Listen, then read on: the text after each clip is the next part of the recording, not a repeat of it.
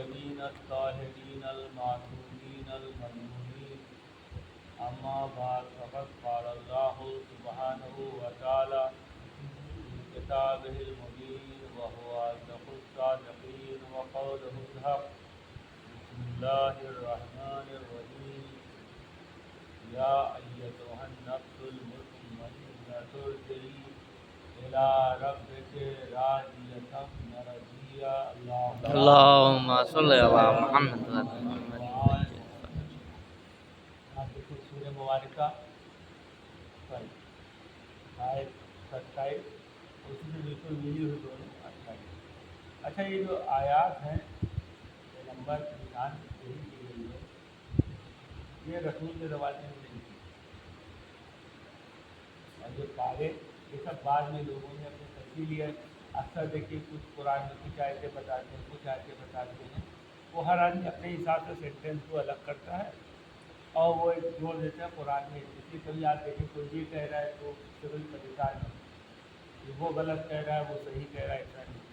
उसको इशू ना बनाइए कि हर आदमी अपने हिसाब से लफ्ज़ को कोई आप जैसे आपके सामने एक इबारत है, अब आप कितने उसके सेंटेंस गिनते हैं। आयत यानी एक सेंटेंस एक बात पूरी हो जाए। तो जो पूरे सूरे में वो कहते हैं वो कम, इसीलिए सूरे में यहाँ पूरी बात हो रही है। अब ये हर आदमी अपने इल्म के एतबार से, अपनी अक्ल के एतबार से, अब खुदा ने सूरा पूरा तसलसल होता है बताइए, हमको लगता है। अब हमारे पास वो इल्म तो नहीं है जो इमामों के पास होता है। वो बता सकते हैं कि अभी ये आयत आई थी, ये आ गई। मिसाल के तौर पर जो आयत अखीर है वो 20 का एक टुकड़ा है, पूरे अज़ान में 33वें नंबर 20 का एक टुकड़ा है। उसके आगे नबी की बीवियों का जिक्र है, उसके पीछे है, तो उसके वो फसर कह देते कि आगे पीछे जो है इसके और नबी के घर का जिक्र है, इसलिए ये जो है नबी की बीवियों की शादियाँ आई हैं। तो उसमें तरह तरह के इतराज़, तो हर आदमी जो बात करता है, जो दलील लाता है, अपनी अक्ल के एतबार से लाता है। वो उस दौर के वक्त के लोगों के लिए तो उसको दो तरह के जवाब होते हैं। एक तो जवाब वो होता है कि आप लाजवाब हो जाए, आपको जो हमसे सवाल करें हम आपको लाजवाब कर दें। एक होता है जवाब का तरीका कि अपनी बसीरत से, इल्म से आपको मुतमईन कर दें। गोया आपको आंखों देखा जैसे मतलब आप गवाही देने पे मजबूर हो जाए, इतना यकीन आपके व्यवस्था कर दें।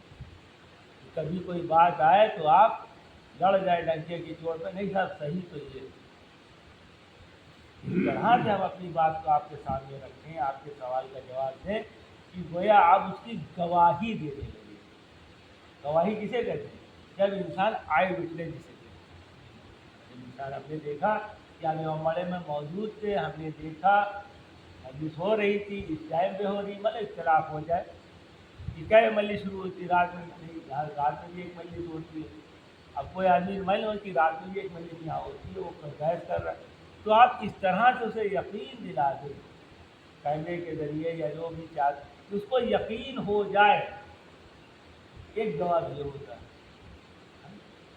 तो याद रखिएगा कि जो अहले बैत के मुकाबले में जो लोग थे उनमें और अहले बैत में यही फ़र्क था कि वक्ती तौर पर तो वो आवाम को लाजवाब कर देते सवालों के जवाब में, लेकिन यकीन नहीं दिला पाते थे। अब यहाँ उसके बाद कोई मसला आता था, वो यकीन उनका शक में बदल जाता। अब वो अब कहीं कोई हालात हुए, ज़माना गुजरा, अब वही चीज़ उनकी यकीन शक में बदल जाता था कि तो गलत बात कह रहे थे, ऐसा कैसे हो सकता है। लेकिन बज़ाहिर वो उस वक्त लाजवाब, उनका इल्म कम था, उनकी सोच कम थी, उनकी फिक्र कम थी, इसलिए उनको लगता है अपने तो जो अहले बैत के मुकाबले में जो लोग आए थे उन्होंने जवाब दिए, जो अपनी साजिशें की वो वक्ती तौर पर की जाती थी। आज उन साजिशों खुद ही खुद ब खुद ख़त्म हो गई। जैसे शियों पे एतराज़ होता था कि शिया जो है मेराज जिस्मानी के कायम, कितने लोग इस पर कत्ल कर दिए गए अहले सुन्नत पे, अगर उन्होंने कुछ कहा तो मार के फेंक दिए मिल जाए। आज क्या है, کوئی اہل سنت کا عالم یہ نہیں کہتا ہے کہ معراج روحانی ہوتی بلکہ جسمانی ہوتی۔ اس کے پیچھے حدیثیں کون تھی؟ ایک امیر شام کی ایک من گڑت حدیث تھی اور ایک رسول یعنی عائشہ کی حدیث تھی کہ جب جو ہے معراج ہوئی تو اللہ کے رسول میرے حرم میں باہر کھڑا تھا اس وقت، امیر شام کی روایت ہے، اور ایک جہاں پہ عائشہ کی روایت ہے، رسول کے زوجہ رسول عائشہ کی روایت ہے کہ رسول اللہ ہمارے ساتھ تھے، جسم کا میرے ساتھ تھا۔ تو اب جب بعد میں بھی انسان اتنا غور تو کرتا نہیں تھا، اب دلیل تو پیش کر دی، حدیث پیش کر دی۔ اب جب اس حدیث کی بنا تعدیل ہوئی تو کہا شادی تو معراج تو ہجرت سے پہلے کا واقعہ اور ان کی شادی تو ہجرت کے بعد ہوئی۔ اب انسان کیا کہ ہم سر پھوڑ لیں، کیا دلیل ہے؟ اب امیر شام کی بات ہے۔ امیر شام جو ہے بدترین دشمنوں میں ابو سفیان کا شمار ہوتا ہے مکے میں، تو معراج مکے میں ہوئی، یہ ایمان کب لائے؟ فتح مکہ کے بعد، یعنی ہجرت کے بھی زمانہ گزرنے کے بعد سالوں کے۔ تو اب ایک سوال پیدا ہوتا ہے، ایسا بدترین دشمن رات بھر کیسے اللہ کے رسول کے گھر کے پاس کھڑا رہا اور اندر غنی آئی وٹنس بن جائے، گواہی دے؟ اچھا، اب کیونکہ ابو سفیان کی ایک بیٹی تھی یہاں پہ صفیہ، بہت ہی قائل، مطلب آپ تصور نہیں کر سکتے، وہی اسی گھر میں جناب صفیہ تھی اور اتنی نیک عورت تھی، اتنی نیک پاکیزہ عورت تھی۔ آپ دیکھیے زوجہ رسول سے بھی اللہ کے رسول کا نکاح ہوا تھا، لیکن وہ اتنی شریف کہ جب ابو سفیان کوئی کام پڑتا ہے وہ اللہ کے رسول کے پاس ایسے آتے ہیں مدینے، تو تاریخ کہتی کہ خالی یہ بستر پہ بیٹھ گئے تھے تو کھینچ لیا تھا بستر کہ تم نجس ہو، باپ تھے تم نجس ہو، یہ رسول کا بستر ہے۔ ایک رسول کا اخلاق دوسری چیز ہے، لیکن ایک مومن کی ذمہ داری یہ ہوتی ہے کہ دشمن اللہ خدا اور رسول کو برداشت کو اللہ کے رسول کا کردار اخلاق ہے، لیکن ایک عام انسان دشمن رسول کو برداشت نہیں کرتا، وہ چاہے ہمارا باپ ہی کیوں اللہ، ٹھیک ہے۔ تو اب وہاں پر کہ جب ایک آدمی دشمن ہے وہ اندر کیسے آ سکتا ہے انسان؟ اب معلوم ہے سب جھوٹی حدیث تھی، اور پھر اس زمانے کا جو علم تھا، اس زمانے کا جو علم تھا کہ آسمان کو کہتے تھے کہ وہ لیئر پڑی ہوئی، اس کو آپ چیر کے پھاڑ کے نہیں جا سکتے، کوئی جسمانی طور پر نہیں جا سکتا، ہاں روحانی طور پر تو جا سکتا ہے، کیونکہ اس وقت جو ارسطو وغیرہ جو یونان کا جو فلسفہ تھا وہ یہی بتا رہا تھا، وہ بگڑا ہوا فلسفہ جسے کہتے ہیں۔ ارسطو کے بہت سے ایسے فلسفے ہیں جس کی ایمان نے تعریف کی ہے، جیسے نحن ابناء الدلیل جو ہے وہ ارسطو نے وہیں سقراط وہیں سے یونان سے آیا تھا کہ ہم دلیل کے بیٹے، تم دلیل دو ہم بات مانیں، تو ایسا نہیں کہ اس کو امام نے قبول کیا ہے۔ اور بہت سے ہمارے جو مفکرین ہیں روایات وہ نام ہے، وہ جیسے یہ سب زمانے رسول سے پہلے تھے، تو یہ سب جو بڑے بڑے تھنکر جو ہوئے ہیں، جیسے چائنا میں آپ دیکھیں کنفیوشیس تھا، یہ یہاں ہندوستان میں یہاں وہاں، تو کہتے ہیں کہ پھر 1,24,000 نبی آئے، یا تو یہ نبی ہے یا نبیوں کے وسیع، کیونکہ اس طرح کی باتیں جیسے آپ یہ پائتھاگورس کی پرمیں پڑھتے ہیں، اے سی اسکوائر برابر B C A B square برابر اے سی اسکوائر، تو پائتھاگورس کو جن کا نام یہ نبی تھے۔ اب تو تاریخ میں دیکھیے جو تاریخ عالم ہے وہ کہتے ہیں نبی تھے، یہ جو ان تمام علمیں جو آپ تک ہوتے ہیں یا نبی سے پہلے یا نبی کے بعد، یہ سب معصوم سرچشمے سے جاری ہوئی، ہاں چھپ گئے، کسی نے خیانت کی، ادھر کا ادھر کیا، اپنے نام بدلے، یہ کیے وہ، لیکن اگر اس کا سرچشمہ دیکھا جائے تو نبیوں تک پہنچتا ہے سارے پوری تاریخ جب بھی آپ کو علم دیکھیں۔ اسی لیے اللہ کے رسول نے کہا ہے کہ علم و حکمت جو مومن کا گمشدہ چیز ہے، علم و حکمت جو ہے مومن کا گمشدہ چیز، سرمایہ ہے، سرمایہ سمجھ جائے جسے ایسٹ کہتے ہیں، یہ ہماری چیز تھی، یہ گمشدہ ایسٹ ہے، گمشدہ سرمایہ ہے، جہاں کہیں ملے حاصل کر لیں، وہ تمہاری چیز ہے۔ اللہ کے رسول کیا کہتے ہیں کہ علم و حکمت، نالج اینڈ وزڈم جو آپ کہتے ہیں، کہیں بھی ہو تو سمجھ لو کسی نبی نے وہ مومن کا سرمایہ ہے، اللہ نے اہل ایمان کے لیے اپنے پیغمبروں کے ذریعے اس علم کو بھیجا ہے، وہ کہیں منتشر ہو گیا، کہیں چلا گیا ہے جاہلوں کے ہاتھ میں، تو تمہاری ذمہ داری ہو کہیں بھی ہو اسے حاصل کرو، پھر اللہ کے وہ علم حاصل کرو، چاہے تمہیں چین جانا پڑے، اس کے لیے چین جانا بڑی مصیبت کا کام ہوتا ہے تمہارے لیے۔ آپ حیرت کریں گے، جو محمد بن تغلق ہوتا ہے، پہلے تغلقی فرمان میں جو حکومت شکست اس کی کو بہت قابل آدمی تھا، بہت پڑھا لکھا، بہت قاعدے کا ہو، لیکن اس کو سنکی کاہے کہا جاتا، اس میں سے ایک اس کی وجہ یہ بھی تھی کہ اس نے چائنا پہ حملہ کرنے سوچی، اس نے چائنا پہ حملہ کرنے، اس زمانے میں ہمالیہ ہوتا تھا، تو وہاں جا کے بس اس کی فوج جو پوری تاریخ پڑی کہ اس نے ایک بیوقوف یہ کی تھی، چائنا پہ حملہ کرنے کی سوچی، فوج کو چائنا بھیجا تھا لڑنے کے لیے، قبضہ کرنے کے، وہ قبضہ کرنے، حکومت بہت طاقتور، لیکن وہ فیل ہو گیا تھا، اس کی حکومت کی پالیسیوں جو فیل ہونے میں ایک چاروں کا یہی حملہ تھا۔ وہیں اللہ کے رسول کیا کہ سوچیے کہ یہ اتنا بڑا بادشاہ ہوتا ہے، اتنی فوج ہوتی ہے، لیکن وہ راستے میں مر جاتے ہیں، پوری فوج شکست ہو جاتی ہے، واپس جو ہے ادھورا مشن اس کا واپس آتا ہے۔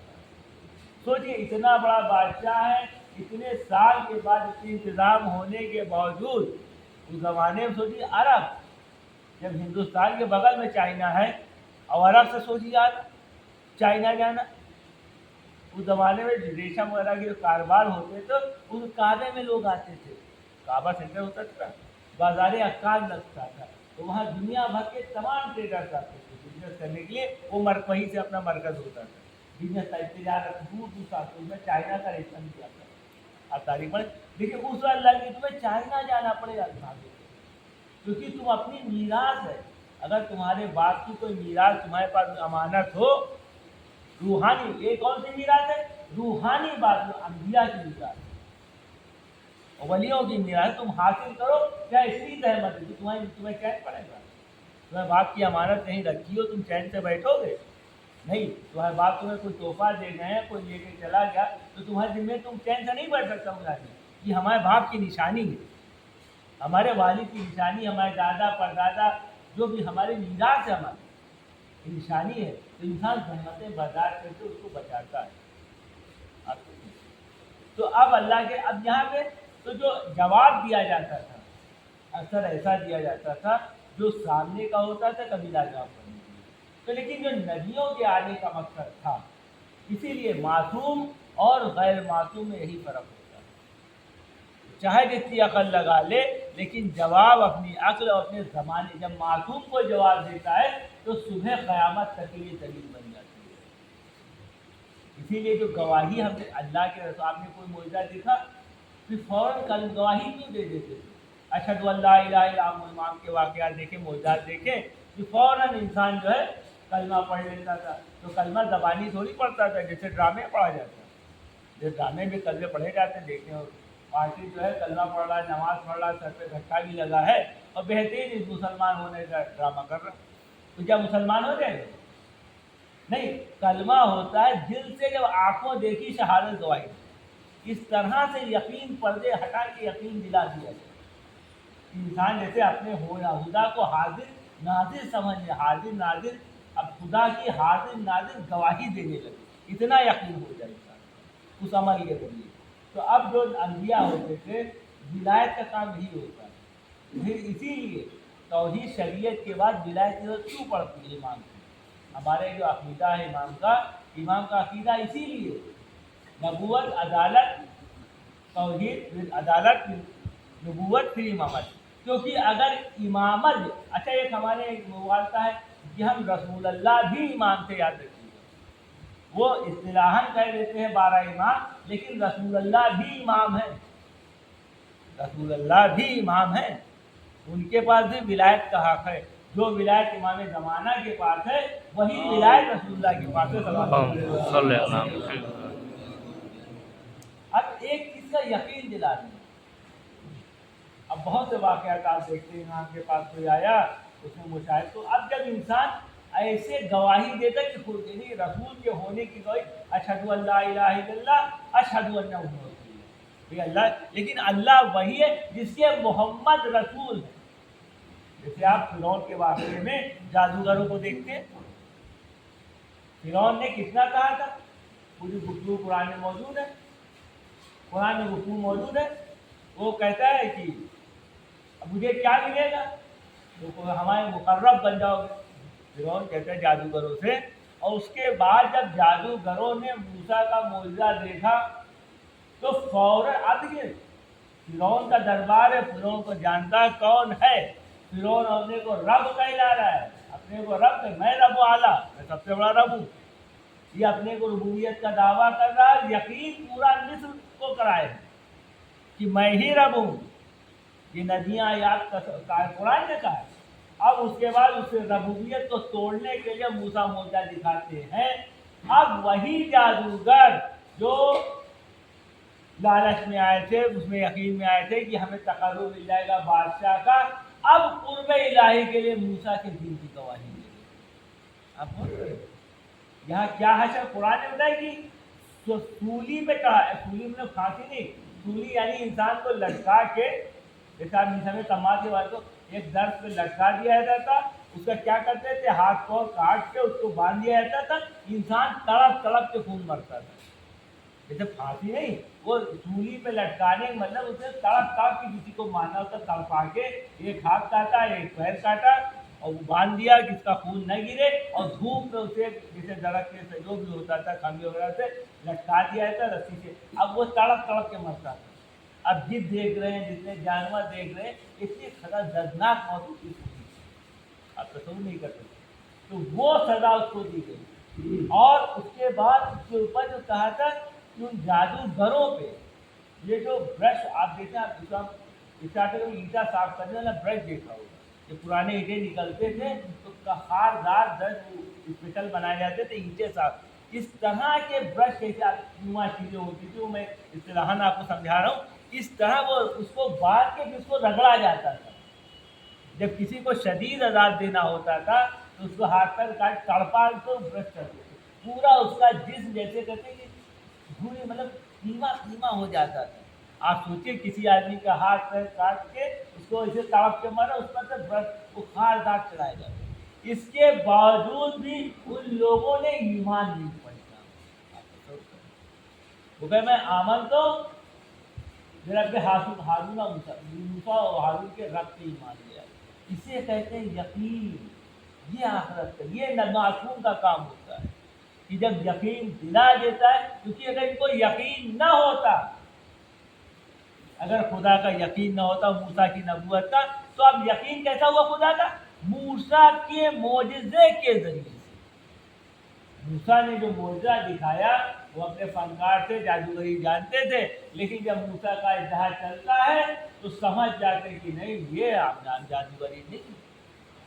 اسی لیے خدا عالم کا وہ بھی ایک علم تھا، جو جادوگری ایک علم ہوتا، یاد رکھیے گا۔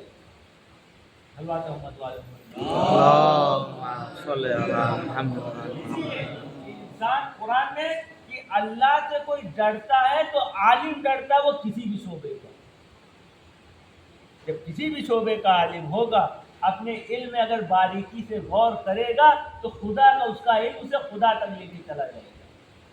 اسی لیے اللہ کے رسول نے ایک چرخہ چلانے والے سے پوچھا تھا تو خدا کا یقین کیسے ہوا؟ وہ سود کاٹتی تھی، ماہر سے پوچھا تو بھائی ایسے نہیں سود، بھائی ایک عام آدمی کام کرتا ہے، ایک آدمی وہی غور و فکر سے کام کرتا ہے، بصیرت سے کام کرتا ہے۔ تو اس نے کہا کہ ہم نے اللہ کے رسول یہ دیکھا کہ چرخہ میں جب چلاتی ہوں تو چل جاتا ہے، جب روک لیتے ہو تو رک جاتا، جب یہ چھوٹا سا چرخہ، بھائی تم بوڑھی عورت کے جتنی عقل اور شعور اور بصیرت تھی، اس اعتبار سے اس کے پاس خدا کی دلیل موجود تھی، نبوت کے ساتھ، نبوت کی رسالت کی، کیونکہ جب میں چرخے کو روک لیتی ہوں یہ چرخہ رک جاتا ہے، سود رک جاتا ہے کاٹنا، اور جب میں چلاتی ہوں تو بھائی کائنات دنیا بغیر کسی چلانے والے کے کیسے چلتی؟ آپ دیکھیں اس کا یہ چھوٹا سا علم، چھوٹی سی بصیرت، سود کاٹنے کا علم اسے خدا تک پہنچا دی۔ اب اس کے بعد اب یہی امام کا کام ہوتا ہے، امام یقین دلا دیتے ہیں، بات وہی ہوتی ہے، لیکن امام ایسے علم کو اپنے پیش کرتے ہیں کہ انسان اللہ کی گواہی دے دے، یہ امامت ہے، یہ دوسرا آدمی نہیں کر سکتا۔ اسی لیے امام کے مقابلے میں سب آئے، لیکن جو باطل امام ہوتے تھے، جھوٹے امام، یہیں پہ ثابت ہو جاتے ہیں، کیونکہ اس بات کا ان کے پاس کوئی جواب نہیں تھا، یہ بغیر خدا کے رابطے کے انسان انجام نہیں دے سکتا، کہ انسان کے دلوں میں بات کو پیوست کرے۔ نقلی امام بنا لیے گئے، لیکن جب بات آئی حقیقت کی، معجزے کی بات آئی، ایک آدمی دعویٰ کر دیتا ہے فرزند رسول، ایک آدمی نے دعویٰ کیا ہے کہ میں بھی خدا ہو گیا۔ کیسے خدا ہو گیا؟ پھر کچھ اسے کیچڑ میں کچھ چند کیڑے اکٹھا کر لیے، کیچڑ میں مٹی بنائی، مٹی خمیر ہوئی، جو بھی سڑی اس میں سے کیڑے، دیکھیے میں اس کا خالق ہوں، میں اس کا خالق ہوں۔ چھوٹا سا واقعہ ہے۔ اب چھٹے امام کا واقعہ ہے، کہتا ہے دیکھیے میں بھی خالق ہوں اور اللہ بھی خالق ہے، میں نے بھی پیدا کیا اس مٹی سے کیڑے، مٹی سے اللہ نے ہمیں پیدا کیا، میں نے ان کیڑوں کا خالق ہوں۔ اب امام مسکرائے، کہا جاؤ ان کیڑوں کو باہر نکالو۔ اب وہ کیڑے جو نکلے باہر پھینک۔ اب یہ بتاؤ اس میں نر کتنے ہیں، مادہ کتنے ہیں؟ چھوٹا سا سوال ہے۔ مولا کہتے ہیں بتاؤ ان کیڑوں میں نر کتنے ہیں، مادہ کتنے ہیں؟ اب وہ بھنک ہو جاتا ہے، یہ کہو کیا اس میں بھی نر مادہ ہوں گے، ان کیڑوں میں بھی؟ جو نہیں۔ اب امام حکم دیتے ہیں، مصیبت جاتی ہے، امام حکم دیتے ہیں، کہتے ہیں نر الگ ہو جائے۔ اب امام اشارہ کرتے ہیں تو ایک طرف نر اس نے دیکھا، اتنے منظم طریقے سے کیڑے آپس میں بٹے، جنہیں ہم حشرات القلب کہتے ہیں، کیڑا مکوڑا سمجھتے ہیں، جن کی ہماری نگاہ میں کوئی حیثیت نہیں، لیکن اس میں وہ بھی امام کے مطیع و فرما بردار ہیں، حکمت الہی سے وہ منتشر ہو جاتے ہیں۔ اب جب یہ دیکھا تو برجستہ کہتا اشہد ان لا الہ الا اللہ اشہد ان محمد رسول اللہ۔ اس طرح سے انسان کو یقین کہ یہ تو واقعی یہ اس طرح سے صرف امام پیش کر سکتے، دوسرے امام نہیں کر سکتے، کہ آپ نر و مادہ میں الگ کر دیں، کیڑوں میں بیٹھے کی بتاؤ جس کے اشارے پہ کیڑے چلتے ہیں، جسے حشرات الارض کرتے ہیں، آپ تصور کریں۔ اسی لیے اللہ کے رسول بہت سے آئے، یہ اللہ کے رسول پتھر لیا ہے، آپ اس سے کلمہ پڑھ کے دکھوا دیجیے۔ اب وہ دیکھا ہاتھ میں تو پتھر جو ہے لا الہ الا اللہ محمد رسول اللہ پڑھنے لگے۔ اب آدمی کچھ تو کہتے تھے جادو کر رہے ہیں، اور کچھ جو پاکیزہ نفس ہوتے تھے، اپنے والدین کی سب پاکیزگی ہوتی تھی، وہ فوراً گواہی دیتے تھے اشہد ان لا الہ الا اللہ اشہد۔ اب جو بھی مصیبت آئے یہ برداشت کر لیتے کہ ان کا حق ہے۔ اب آخرت رہنے والی ہے، دنیا کی مصیبتیں آسان ہیں، آخرت ہمیں، کیونکہ اللہ کے رسول جو دنیا میں آئے تھے ہمیشہ کی بشارت دینے والی جنت کی اور ہمیشہ کی رہنے والے جہنم سے ڈرانے آئے، دنیا کے لیے نہیں آئے تھے۔ اب یہ اللہ کا کرم ہے کہ خداوند عالم نے اسلامی سسٹم ایسا بنایا ہے کہ دنیا جنت بن جائے گی تو اسی سسٹم سے بنے گی آگے، بس اسی کی مخالفت تھی تو کربلا وفا ہوئی تھی، تو اسی لیے وفا ہوئی کہ جب آخرت کا خوف ختم ہو گیا تھا، یزید جیسا آدمی مسلط کر دیا گیا تھا، اور آپ تصور کریں امت مسلمہ کا یہ بات یقین کا، عمر سعد جیسا صحابی کا بیٹا ہوتا ہے، عمر سعد صحابی کا بیٹا ہوتا ہے، اور بہت بزرگ صحابی سعد بن وقاص کا بیٹا ہوتا ہے۔ سعد بن وقاص کون ہوتے ہیں؟ اس کے باپ سعد بن وقاص کو معاویہ نے شہید کرایا تھا، اسے ڈر تھا کہیں یہ خلافت کا دعوے دار نہ بن جائے۔ اتنے بزرگ صحابی، یاد رکھیے گا، جو عمر سعد کو اتنا وہ مرتبہ ملا تھا وہ اپنے باپ سعد کی وجہ سے ملا تھا۔ اور سعد بن وقاص کون تھے؟ اس کے ساتھ جو اسی تھے کہ اس نے معاویہ کو جو لوگ اس کی روڑا بن سکتے تھے یزید کی خلافت میں، اس میں عمر سعد کا باپ بھی تھا۔ اتنا پاکیزہ آدمی تھا کہ ڈرتا تھا کہ یہ لوگ برداشت نہیں کرتے۔ آٹھویں جس کے باپ کو معاویہ شیعہ امیر خان شہید کرا دیتا ہے کہ یہ یزید کی خلافت میں سد راہ ہوگا، رکاوٹ بنے گا، اس کا بیٹا یزید کی حکومت میں ایک معمولی رے کی گورنی کے لیے حسین کے قتل کا معاملہ کرتا ہے۔ آپ تصور کریں، امام حسین عمر صاحب کو بلاتے ہیں، سمجھاتے ہیں، اس طرح سے سمجھیں، اس کے بعد کہتے ہیں کہ تمہیں کیا کہ مولا میرا بہت سا مال و مکانات ہیں، کھیتی ہیں، یہ فلاں ہے، یہ سب چلا جائے گا، ذمہ دار چھین لے گا۔ تو مولا کہتے ہیں نہیں میں تمہیں اس سے زیادہ مدینے میں دے دوں، ان سے میں اس سے زیادہ۔ اب اس کے بعد وہ کہتا ہے کہ نہیں میرے بیوی بچے ہیں، عمر صاحب سب کو بہت ظلم کرے گا، آپ کو معلوم کتنا شقی آدمی۔ اب مولا چپ ہو جاتے ہیں، क्योंकि इस आदमी को अपने बीवी बच्चों का तो ख्याल है, लेकिन नबूवत के बीवी बच्चों, औरतों बच्चों का ख्याल नहीं। अपनी घर की औरतों का तो इसे ख्याल है, लेकिन नबूवत रिसालत के बीवी, उनके बच्चों का, उनके घर वालों का ऐसे कोई ख्याल नहीं। अल्लाह अकबर। अपने पैगंबर का ऐसे कोई। अब जब इंसान अपने पैगंबर से बाला नहीं, यहीं पे ईमान उसका रुखसत हो जाता है। और अल्लाह के रसूल ने क्या कहा, जो मेरे नफ्स से मुझसे औला हो। जब इंसान अपने को, अल्लाह रसूल को अपने से औला न समझे, समझ ले ईमान रुखसत हो गया। अपने घर वालों से, अपनी तमाम चीज़ों से अगर हमारा रसूल अपना औला नहीं है, तो हमारा रिसालत से ईमान अब जिसका चला गया हो, उसको कोई समझा ही नहीं सकता। उसे शैतान का धोखा होता है। शैतान कहते तौबा करके रे मिल जाएगी। इमाम कहते गंदुम तक नसीब नहीं होगी, हुआ नहीं। अल्लाह अकबर। उसे अपने बेटे का क्या है शरवत, दुनिया तारीफ नहीं है क्या सरकार है। और ये अली अकबर के ऊपर हुसैन का बेटा, तो अली अकबर इजाज़त के लिए आपने आपका सबूत करें। हुसैन परवरदिगार की बारगाह में दुआ करें, परवरदिगार उसे भेजा और सूरत में, सीरत में, रफ्तार में, रुफ्तार में तेरे रसूल से मुताबिक किस तरह से इजाज़त दी है। थोड़ी दूर बढ़ते हैं तो देखते हैं पीछे कोई आहट महसूस करते हैं। अली अकबर घोड़े के रोक के पलट के देखते हैं, देखते हुसैन चले आए। ए बाबा आपने तो रुखसत कर दिया है, बाबा आपने तो रुखसत कर दिया है। हुसैन फिर रुखसत करते हैं, अली अकबर जाते हैं, जंग करते हैं, मैदान जंग में पलट के आते हैं फातिह बनते। जिस अली अकबर ने कभी कुछ नहीं मांगा था, वो हुसैन से कहता है बाबा बहुत प्यास की हमारे गाने में, अगर एक झूठ आ मिल जाए तो मैं दिखाऊं बनी हाशिम की तलवारें कैसे चलती हैं। आप तसव्वुर करें कि साकी कौसर के बेटे हैं हुसैन, बेटा फातिह बन के आया है, दुश्मन की फौज को शिकस्त दे के आया है। हम आपकी तमन्ना होती हैं जब बेटा फातिह बन के आता है तो कुछ इनाम देते हैं, कुछ खुश होते हैं। लेकिन हुसैन आज इतने मजबूर खड़े हैं मजलूम करबला में कि अपने बेटे को एक घूंट आप नहीं दे सकते। अब बेटा कहता क्या है, तो बेटे से इतना कहते हैं बेटा अपनी ज़बान हमारे जहन में, शायद मेरी ज़बान की तरी मुंतकिल हो जाए। अब अली अकबर जब ज़बान देते तो फ़ौरन बाहर खींच देते। तो बाबा आपकी ज़बान में तो कांटे पड़ गए। आप तसव्वुर करें कि हुसैन कितने प्यार से हैं अली अकबर की शहादत से पहले। अभी तो असर आशूर बाकी है, इस वक्त आप तसव्वुर करें हुसैन कितने प्यार से। अली अकबर कभी जनाजा नहीं उठाया, इतने प्यार से हैं कि ज़बान पे कांटे पड़े। अब हुसैन से रुखसत होते हैं, आगे बढ़ते हैं, जंग करते हैं, ज़बरदस्त जंग करते हैं।